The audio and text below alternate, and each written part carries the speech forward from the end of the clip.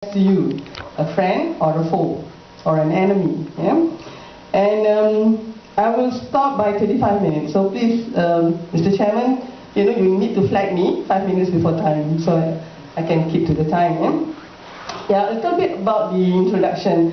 I would like to be sort of identified with education rather than with the TV appearances. Yeah, because I guess as an academician, I guess that would be what you're worth, not really coming out on the TV. But on the other hand, I guess that is also where we should appear.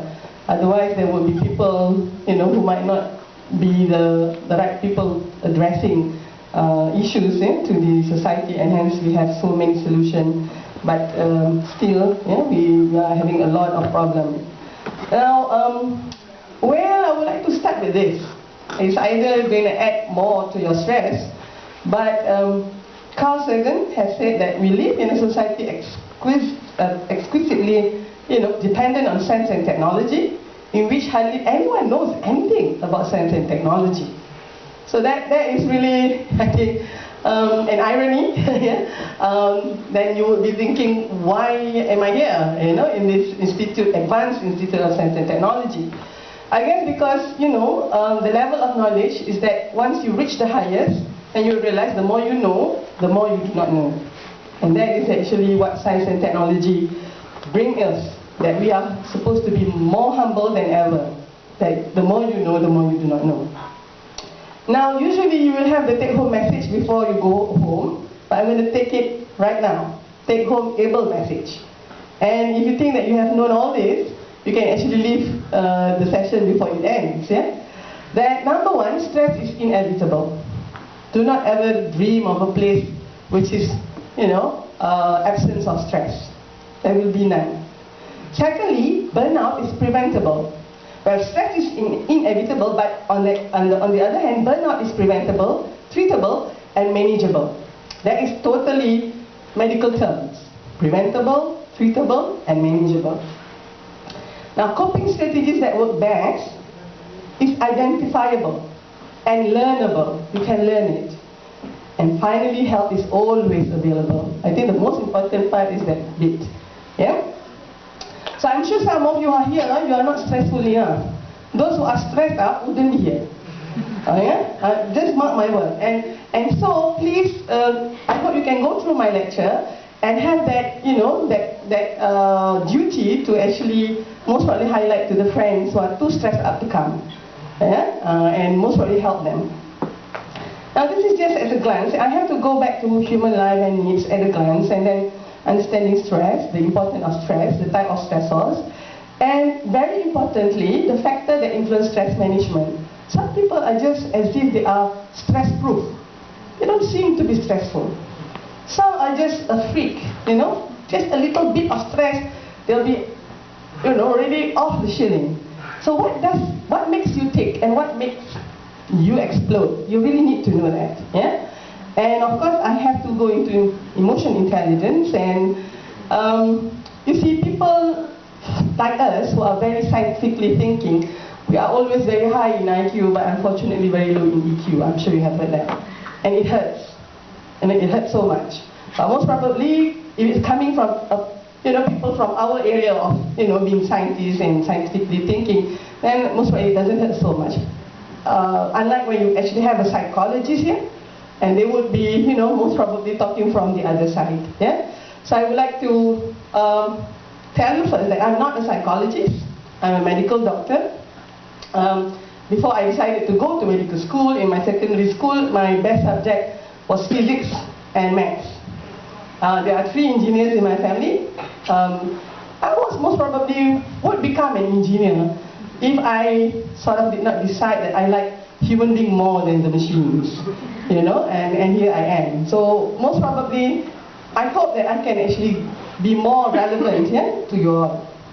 Now, being a human being, we have all this, body, heart, mind, and soul, and definitely because we have to live with other human beings, then we have the social aspect there. And this is the spiritual journey that all of us would have asked, even still asking, and either you have found the answer or not. What or who am I? Who has created me? Why am I here? What am I supposed to do? Where will I go after my death? for those who are born Muslim or born Christian or born with a faith or conviction, you might have been told all this during your kindergarten days. You've been told, you shouldn't be asking this anymore. But unfortunately, the critical thinking brain that Allah has given us demand us to find the answer ourselves rather than taking it from somebody else. So I hope all of you have gone through this spiritual journey and have found the convincing answer, because that is very important in terms of dealing with your stress. Now remember Maslow, who actually put these human needs into hierarchy, and it's just sort of telling you that right at the bottom is your physiological needs. That is where we doctors are. We just make sure that human beings actually have all that physiological needs so that they can still be alive. But of course you need all of that, and then the highest peak is when you ask that question, is this world a better place because I'm around? And Maslow says that whatever needs at the bottom must be fulfilled before you can actually start thinking about the needs which is on top of it. So you can imagine those who are still having had to find food for the day, they wouldn't be able to go up this hierarchy. You'll be just thinking, where shall I get food, where shall I get shelter, and of course you cannot talk to them about, global environmental issue, no, that is out. Okay, so, but this is very important what Maslow told us, If you deliberately plan on being less than you are capable of being, then I warn you, this is the warning from Maslow, that you will be unhappy for the rest of your life. So any one of you who are feeling very unhappy now, don't have to put up your hand, but this might be it. You have deliberately planned that, no, I wouldn't want to reach that goal or this goal. Now stress is actually an internal process. Okay? Whenever a person faced with a demand, there is a demand that is perceived, it's at the level of perception, to exceed the resources available with you, to respond to it effectively, and where failure to deal with that demand effectively has important and undesirable consequences. That's a mouthful. But basically, it is a perception. So before you become like this, there's an internal process going in. There's a lot of demand. Your paper needs to be passed up, your proposal needs to be corrected. You have a very, out of the planet professor kind of thing, and then you start to have the fear. Fear of what? Fear that you would not be able to make it. And this is all your perception. And the fear is getting worse because you relate that to undesirable outcomes. Hence, your stress is much less if it is a low-stake exam, but going to go up and escalate if it is a very high-stake exam. Let's say tomorrow is your viva for your PhD, you wouldn't be here. You would be somewhere else. I do not know where. But definitely it depends on the stake. So fear is nothing but the anticipation of pain. You anticipate pain. It is not yet happening, but you're really anticipating it. Whether it is physical pain or mental pain, spiritual pain or emotional pain. So it's mainly, I'm sure you have heard this, stress is actually in your mind. And of course you have a lot of stressors, either physical, psychological, academic, work related. This is the highest actually. Familial. Some of your family keep on calling you every week. When are you going to give me grandson, then or granddaughter, then that's another stressor, Financial, Spiritual, spiritual, especially if you have all that question and still no answer, and of course social stressor. Now stress will have this reaction. I'm not going to lecture a medical lecture here, but it activates this whole cascade. It starts with a hormone called adrenaline, and it has effects on the brain, adrenal glands, the nervous system, and this is actually meant to sort of prepare us for this. Just a short video here. Fear is so important for our survival, we do something absolutely remarkable. Our bodies begin to react to a threat before we're even consciously aware of what the threat might be. The light.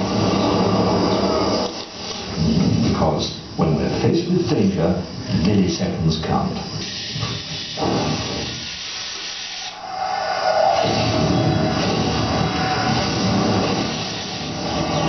At the first hint of danger, early warning signals are sent to the brain via the optic nerve to our tiny and primitive fear center, the amygdala.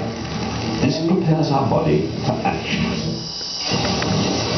Next, nerve pulses are fired down the spinal cord to the adrenal glands near our kidneys. This triggers a release of adrenaline. Now we're on full alert. Adrenaline is the vital hormone that can flood our body in a split second. As it reaches our lungs, we breathe more deeply and take in more oxygen. It also makes our heart beat faster. Oxygen-rich blood is diverted to our muscles. They are now charged springs, waiting for the signal to run or fight. All this before our conscious mind has even registered a threat. This reaction to fear has evolved over millions of years and is known as the fight or flight response. Okay, so you can see that, we are actually all geared up. This is all wired. So we are preparing ourselves to defend ourselves. The problem now is that our stressors are not acute. It is not just that big python. It's the chronic pythons that we have in our life. And most probably if you look at this python, you will just think, yeah, it's just an animal. But this is, your future at stake. So you have all that adrenaline effect for a long period of time. So your heartbeat, your breathing, everything, your body is all tense up to face all this. Hence, we have the stress. Now this is a very important human function curve. That, with good stress, of course we need stress because we need to perform, our performance actually goes up. And we will come to our comfort zone. Okay? But we will reach this. And any added stress will make us, flawed in our performance, and hence we will have this and finally break down. So this is what makes you tick and motivated, and this is the amount of stress that will make you explode. And hence, each and every one of us has to find our hum. Some of us might have it very close to the y-axis, so that for every single stress, you'll just get, and then you start to break down and burn out. But some might have the hum really out of this light. You cannot find it. Yeah? So now, it is the most important knowledge to know where are you. And of course, this is what is going to happen. This is where you are still laid back. This is when you start to reach your fatigue. This is already exhaustion. And by this time, you will start to have your anxiety symptoms. And this is when you really burn out. And the symptom of stress, of course, you have this headache here, this very tense muscle, fatigue. For the mind, you have all this worrying, muddled thinking, you're unable to focus. Yeah, for your behavior, you will smoke more if you're a smoker. You get restless, insomnia. You can start drinking again, yeah, and you lost your appetite, all sort of things. And for the emotion, it is always loss of confidence, yeah, and low self-esteem. The impact of stress and anxiety, well, definitely you will suffer a lot more ailments if you are having stress as compared to other population, the general population, acid reflux, allergy, backache, asthma, fatigue, and migraines. These are all symptoms that is associated with stress. Now, the effect of stress to your long-term health, of course, in the brain you get this depression, insomnia, at the neck, arteries, lung, you name it, we have it. And of course, for us, it's very easy to diagnose stress. Go and find your own relief. But that is not always easy. We will give you some, most probably antidepressants, but it is all very temporary. Yeah? Now, as for the global disease burden, let me remind you that it is #1 for women. Okay? And #4 for men. There was this 2002, it is still more or less the same, even now. So it is definitely, would affect our productivity. And this is a very important slide. Symptom of depression differs from men and women. The typical depressive symptoms that has been described are typically women. If men having that kind of depressive symptoms, they are really at the end of the road. And if they are suicidal, they will be successful in their attempts. Women, if they are thinking about suicide, it is always para-suicide. It is actually some sort of calling for help. You know, you must come home now. Yeah, I'm going to jump. And it's only from the second floor. Okay, but for a man, they will really find the tallest building in town and die. Okay? Well, you see, women will tend to self-blame and have a lot of guilt, but men, in the beginning of their stress, will always blame others. They have a lot of sadness in women, but anger in men. They are anxious and frightened and avoid conflict, but for men, it's always paranoia. You are very suspicious about others, and you will actually get engaged into arguments and create conflict. For women, we will slow down, and we will, sleep more, oversleeping, we will procrastinate, But for men, you tend to be restless, agitated, compulsive, and insomnia. And hence you will smoke more and drink more. Well, for women, we start to lose control, but for men, you're becoming more controlling. And this is actually all going towards aggressions and violence. So for any violence relationship or abusive relationship in a family, usually the men are depressed. So I hope the society is very aware of this. Any one of you starting to be aggressive, actually that man is calling for help. And for women, we have, assume low status, but for men, they become status conscious. They become very, very concerned about their status. Self-medication through drugs, but for women, self-medication through food. We will just eat and eat. And for women, we will withdraw, but men would start to really overuse of everything. So now, I wish KAIST would come up with a stress meter that can measure stress, where you can put under the tongue most probably, and we can know where our stress level is. But unfortunately, so far none. I can only ask you at the level of 1 to 10 now, 10 being panic attack, and 1 being very relaxed. Where are you? Can we just have a show of hands? Anyone which is 5 and below of that stress meter, can you put up your hand? No, my son, who is a 16-year-old, put up his hand, obviously. Any one of you? Okay, 6 over 10. Okay, 7 over 10. Okay, alright. Okay, 7, alright, okay. 8 over 10. Okay, 9 over 10. 9? Okay then, 20 over 10. Alright, well, anyone who did not put up your hand, I know your personality. We'll talk about that later. Basically, this is a very important kind of meter that you can actually gauge your own stress level. We use this very regularly in the medical school. When I meet my mentee, particularly now, about 3 months before their final exam, we will have this stress meter kind of thing. Where are you? Prof, I'm already 8. And it's still about 3 months to go, For the girls, they are already not having their period, and that is a measure of stress. And Prof, I'm already, amenorrhea. Amenorrhea means I stopped having my menses. Are you sexually active? No, then don't worry. It might be just due to stress. But if you are sexually active, then you have to do your urine pregnancy test. But usually that is the impact of your stress level. So actually all the stresses will give you arousal state, and this arousal will depend on your coping mechanism. If it's effective, then you can reduce the stress, improve your functions, and increase your compliance. Unfortunately, if it's ineffective, you will get to burnout, you have impairment of function, and then come the undesired action.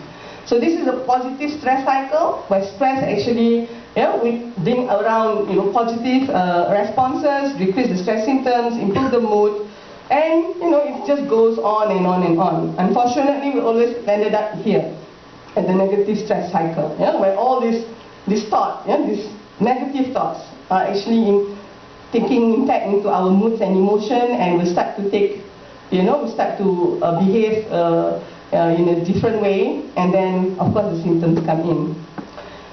So, what is burnout? This is a state of mental or physical exhaustion caused by excessive and prolonged stress. Our body can actually take up excessive stress, but once it is excessive and prolonged, how you wish that your PhD can just finish by 3 months, yeah? So it's like a bang and then finish. But no, you have to bear with it for at least 3 years if you graduate on time. But I heard here it might be 4 years, or maybe some of you have been here too long. And then can you imagine that this stress has, and the burnout syndrome has these 3 features. One is emotional exhaustion. You just feel very tired. Yeah, you just feel there's nothing left. Yeah? Then you will get detached with your emotions. This is what we call depersonalization. And you now have a diminished sense of personal accomplishment. Nothing really matters now. Now, how about coping with stress? Now, coping is actually an effort to solve your personal and interpersonal problems. And the aim is actually to master, minimize, or tolerate the stress. Yeah? And this is also called as coping mechanism. And there are these broad types of coping strategies. You either go to the thinking process. This is called adaptive cognitive. From my reading, people like you and me who are in the scientific domain, we always go to this one, appraisal focus. Yeah? Or problem focus, which is actually looking into eliminating the stress. But unfortunately, you cannot eliminate your PhD thesis until it finished. Yeah? And emotion focus, which is actually changing your own emotional reaction. I'm not saying that one is more superior than the other. But most probably, you should look into emotion focus because this is deliberately changing your own emotion. And you can actually flip it. As simple as that. Yeah? So, this is very important. Yeah? Coping responses are partly controlled by personality. Okay? But of course, there is also social context, particularly the nature of the stressful environment. But now, well, that external environment is something you might not be able to have control with, but that personality is something you have to know. Because personality seems to be the one that would balance this out between the source of pressure that is pushing you down and of course the coping mechanism. So your personality is going to decide whether it's going to have positive or negative impact. Yeah?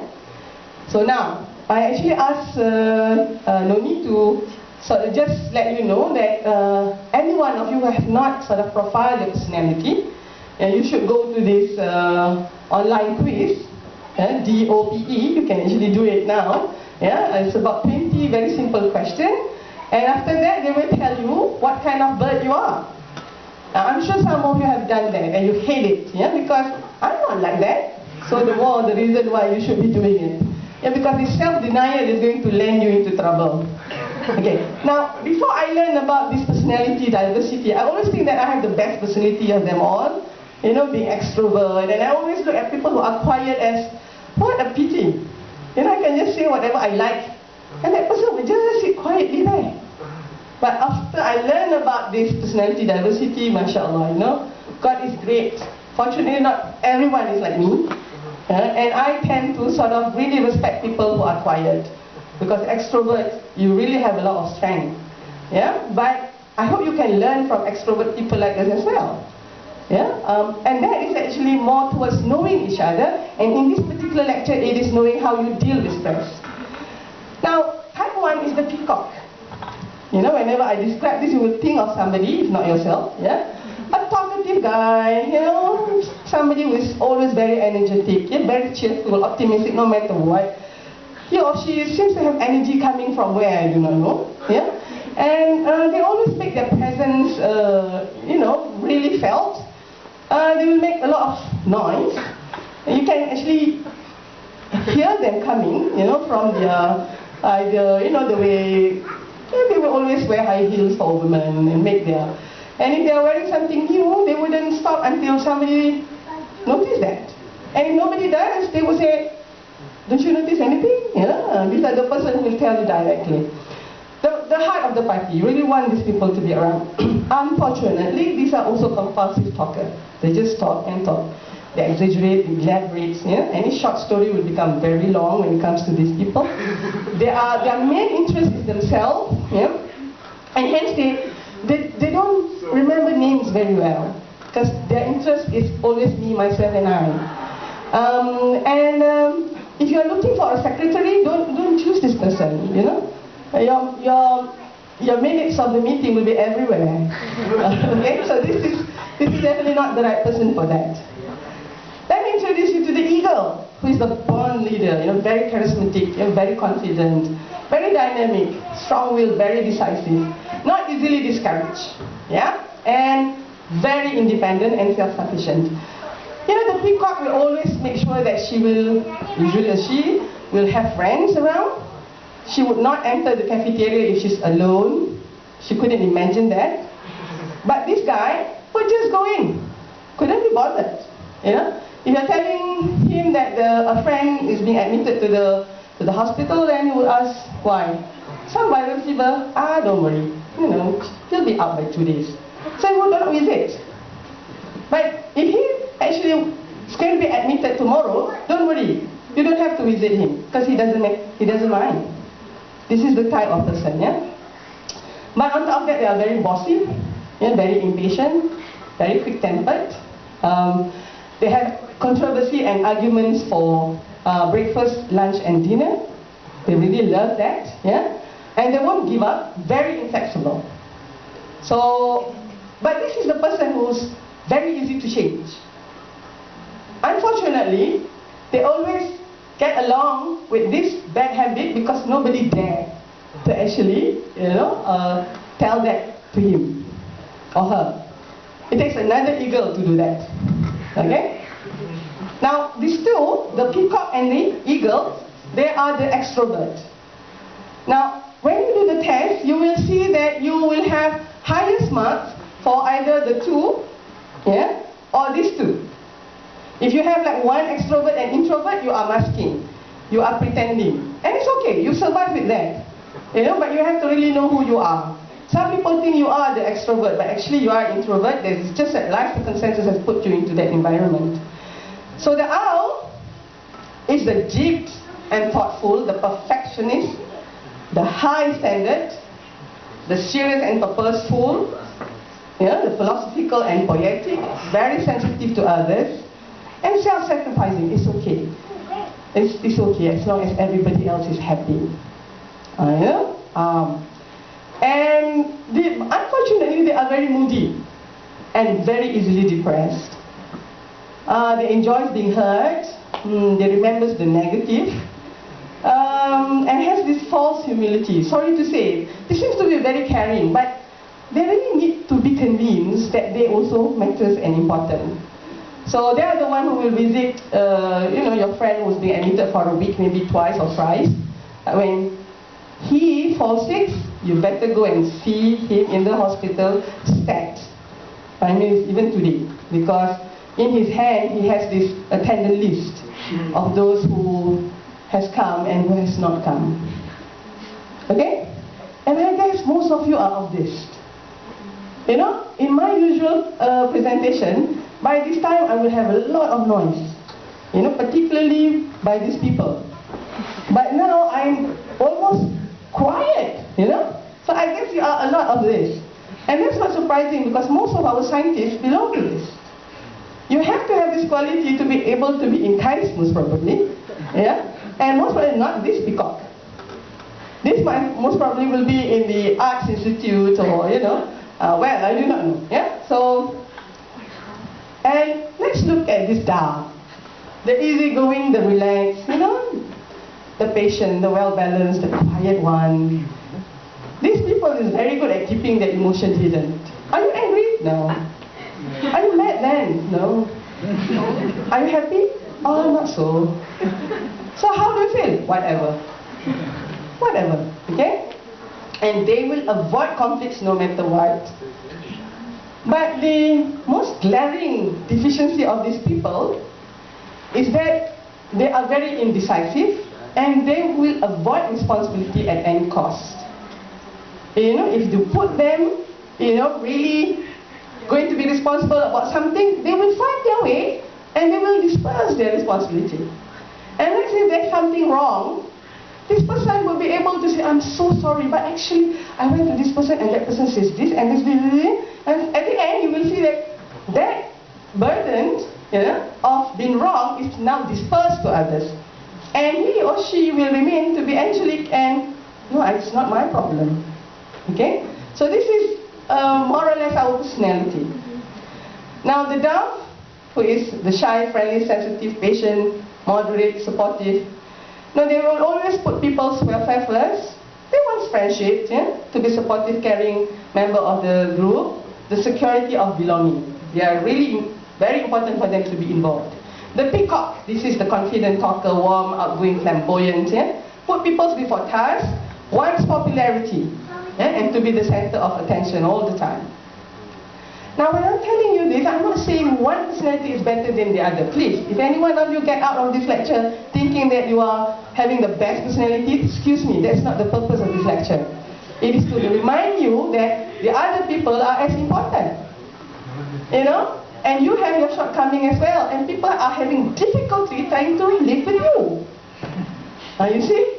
Now, and the eagle. Well, of course, the eagle is the controller, the confidence. These people, they are very ambitious, impatient, and they want a result. They want to be boss all the time, They want authority. And the owl, the thinker, they will always put logic before feeling, and they will always need all these analytical facts, figures, and data. Now, we can also look into personality of color, where the red is always competitive, demanding, so I'm sure you know which bird is this. The green one is the caring, encouraging, and relaxed. The blue is the one which is more cautious and precise. And the yellow, the one is very sociable and dynamic. And this is very important, what is right about you. As a head of department, I always look at people who are working with me and make sure that I know their personality. If I want something, a quality exercise, I will engage the blue owl because they are really good at it. But if I'm having somebody from KAIST who's coming and visiting and wanting to show around the campus, I'll get the peacock to actually do that because the peacock will love that. Our problem is that we always give it to the wrong people. So hence, for the quality exercise, you give it to the peacock, and the peacock would be like, suffocated in that room of those files and everything, looking into all those data. But when you have guests coming in, wanting to be showed around, you ask the owl to actually walk them around. You can imagine, the face of this owl, looking at the watch, and looking very, very unhappy with doing all this job. So that is our problem. And if you want to have something done, result at the end of that, then you get the red eagle. And where does this green dove coming in? When all the rest are fighting with each other, you just engage the dove. They will do a good job there. The bottom line, dear brothers and sisters, we are really in big trouble because, we do not know ourselves. And hence we land ourselves in a wrong place. Always at the wrong time. Now, who is attracted to who? Okay, definitely, well, naturally, of course some would have married, the eagle would have married a peacock, the extrovert. But those extroverts would not be attracted to each other. They would be attracted to an introvert, the opposite. So how many of you think that the eagle is going to be attracted to the dove? And hence the peacock is going to be attracted to the owl? That's first choice. Eagle with the dove, peacock with the owl. Put up your hand. Put up your hand. Okay. Alright. The other arrangement. The eagle is going to marry the owl, and the peacock is going to marry the dove. Put up your hand. Okay. Alright. I can see some of you who did not put up your hand. You are definitely a dove. Definitely a dove. You know why? Because you don't see this as important. Why must I vote, It's not really high stake. Then you are. But for those who really put up your hand first, you are either an eagle. Because you always want, to have this and know what's the answer. So, well, this is the theory. Okay, you can challenge me after this, the eagle will marry the dove. And hence, the peacock will marry the owl. And it is because the eagle loves marrying this dove, who never actually going against his order. Your wish is my command. And the dove loves marrying this eagle because she doesn't have to make decisions, and hence doesn't have to take that responsibility. If anything goes wrong, I don't know. So that's how they live together. I guess if it's a man who is the eagle and the wife is the dove, it's quite natural. But things get a bit sticky when it's the wife who is the eagle and the husband is the dove. I can see that, some of you start laughing, and I guess you are the peacock. Okay, thank you. Okay. And on the other hand, the peacock. Now, how does the owl get attracted to the peacock? Usually, most probably in the lecture, as we are interacting, as the peacock was the center of attraction, this owl sitting at one corner will be admiring this peacock and say, oh, I wish I had her as my wife, so that when whoever comes to my house, I do not have to talk at all. She would be the one entertaining. And the peacock, despite all that energy, she noticed this well-composed owl at one corner of the hall. So that's how they get, attracted to each other.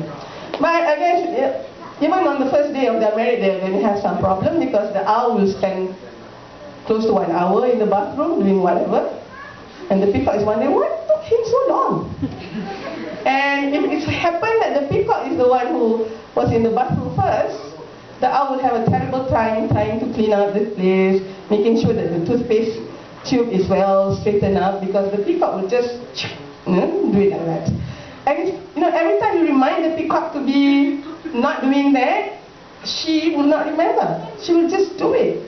It's not because she is purposely going against you. No, it's just her. If you want to live with this woman, just buy another toothpaste. And tell her, oh, this is mine, don't put your hands on it. Well, of course, it's just toothpaste, it's easy, but then you will decide which school your children are going to go, which car to buy, which house, and of course, that is more important, Now, this is my dope test. I'm an eagle. And obviously an eagle. I have 55% on my eagle. So, I'm very assertive, yes. Low emotionality, so that's my weakness. I'm always very stubborn. I don't care what people think. As long as things done. You are hurt, so sorry. There are things to be done here. Okay, so that is my weakness. At the same time, I'm a 30% peacock. And true enough, I have very little introvert character. So, knowing this put me into a lot of in the know. I'm in the know of my leadership skill.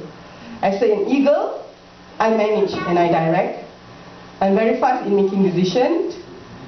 My priorities is my task and results. My appearance is, well, business-like, I don't know. This is the character at my workplace, efficient. I'm structured and always busy. You can ask Shikil and Nuni about that. I gain security through management and leadership. In fact, we are the people who will volunteer to lead. So much so that people start to, who else? When your teacher is looking for volunteer, and we want to volunteer, we are the one who always put up our hand. Okay? What is our fear? We are most fearful of being taken advantage of. Don't ever try to do that. And how do we measure our personal worth? By results. Our track record. Our measurable progress. So that is actually the leadership style. I'm not going to go one by one. You can actually look into the column that you belong to and decide whether it's true or not. Yeah? Now again, this is the graph. You have to know what makes you tick, what makes you explode, and then the hum. And what motivates the birds? And how do they cope? For doves, they are motivated by involvement. And hence they are demotivated when you actually exclude them out. For owls, they are really motivated to know the process. Yeah? Every single thing that happens, you do not leave out anything without telling them. Yeah? For the eagle, what motivates us is to win. Okay, I'm just about 2 more slides for this session. Okay? And for the peacock, it is actually the chase. Yeah? Peacock really like the competition. And when they are stressed, dove will always submit. Okay then, if that's the way you must have, we'll try it. They are very accommodative. They might appear, wishy-washy, submissive, passive, very dependent, hesitant, defensive and undecisive. This is when they are stressed. And under stress, they need this. They need reassurance that they are liked. They have, you need to personally assure them. They are slow paced for comfort and security, and they always look into relationships. Yeah? For the owl, when they stress up, they will withdraw. I can help you anymore. Do whatever you like. They withdraw. Yeah? And they may appear over-reliant on data and documentation. They always use this for their reason to procrastinate and resist to changes. Yeah? They are slow to act, slow to begin work, unable to meet deadlines. Well, if I have this kind of student as my PhD students, it's really difficult to extract them out of their room, because they just withdraw. And under this stress, they will need guarantees that they are right, they are on the right track. They need to understand the principle and the details, and the processing. For the eagle, when we are stressed, we always diffuse that. We say, if you can't stand the heat, get out of the kitchen. That's how we deal with stress. And we may appear restless, critical, blunt, very intrusive, uncooperative, we are irritable, aggressive. And under stress we need control. We want to have control of the situation and the self and the tangible evidence of progress.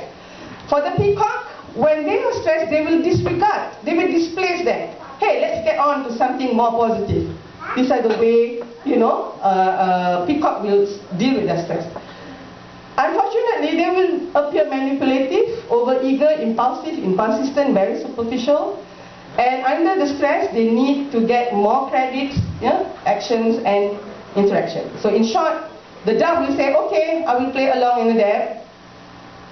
The peacock will say, I'm stressed, help me somebody. They will tweet that, they will put it in the FB, I'm stressed. And all the peacock in the world will start to say, why are you stressed? Try to do this, try to do that. And they will have less stress level because now they are diffusing it, For the eagle, when I'm stressed up, so much everybody else. So we will just make sure that other people will be stressed up as well. And for the owl, who I suspected, this is not an evidence-based study that I've done in KAIST, but I suspect to be able to be in this high level advanced institute, you are mainly owl. Let me mend my own heart and heal my own wound. So this is where your trouble is. Okay? So again, for those latecomer, this is the take-home able message. Stress is inevitable, so do not dream to go to a place where there's no stress. Okay? Burnout is, however, preventable, treatable, and manageable. Take it from a medical doctor. Coping strategies that work best are identifiable and learnable. You can learn it, and you can identify that. And I hope we have come to that stage where you identify now it's in you. The mechanism, the coping mechanism is within you. It's just that you have to know what makes you tick and what makes you explode. And finally, help is always available. So there are 3 C's of life: choices, chances, and changes. You must make a choice to take a chance, or your life will never change. You can't change others, but ladies and gentlemen, you can only change yourself. Well, change starts with you, and it doesn't start until you do. And change starts when someone sees the next step. Well, stress is dessert spelled backwards. This is what we have to do at the end of this lecture. Yeah? How do we look at stress as desserts? Yeah? And yummy, yummy. Give me all the stress in the world and I will face it. Yeah? Well, this is the usual thing they will tell you how to manage stress. Yeah, you can either go all of that, but I guess you really have to know that bit of what makes you tick and what makes you explode. Yeah, so that's the end of my first session. Back to the chairperson. Thank you.